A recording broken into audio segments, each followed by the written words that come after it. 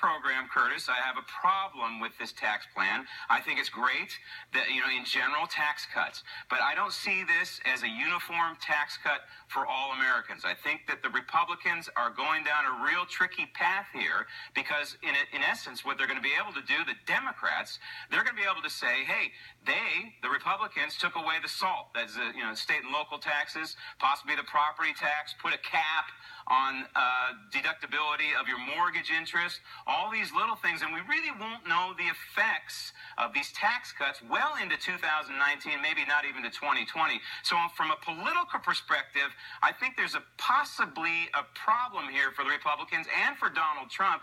Long term, I think any tax cut is a good tax cut. Well, yes, a tax cut is a good tax cut, and this is a good beginning. There's more to come, more work to be done. Look, we're going to, as you said, unleash the business of America, unleash the hiring, and it will lead to higher wages and more disposable income for most Americans. Many, if not all Americans, actually. And a rising tide lifts all boats. When we see business investment increase and we see companies hiring and businesses hiring, that's going to be good for everybody. And that is what's really going to put money in people's pocket, as well as the reduction in the taxable rate and the increase in the standard deductions. And so this is a good beginning. There's always more work to be done. Remember, the Bush tax cut was set to expire after 10 years because of the parliamentary procedures and certain laws on the books. You can't really put in permanent tax cuts in many cases, and you can't really predict the economy 10 years out. Let's face it. Isn't that amazing, though, Curtis? Here we the people, yet the Senate has a rule that essentially caps the amount of tax cuts we can. This is why Mitch McConnell needs to go. I'm not going to go down that rabbit hole right now. But then you have yahoos like Senator Susan Collins out there talking about this tax plan. Roll tape.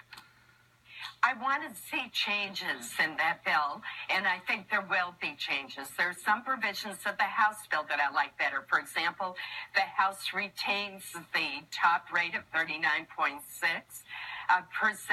for people who make $1 million or more a year. That's a change that I'd like to see. Don't worry, Susan Collins. 39.6%. It's gonna happen, and then there's a version out there that's gonna one-up that, another 6% penalty if you happen to make over $1.2 million.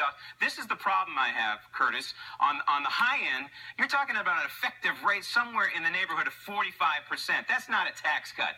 That's a tax increase. And on the other end, this whole notion of zero taxes paid by somewhere in the neighborhood of 47% of the population. I have a problem with that, too. Everybody's got to have skin in the game here. Well, it's interesting to remember that when Ronald Reagan did the tax cuts back in 1986, the top rate was 28%.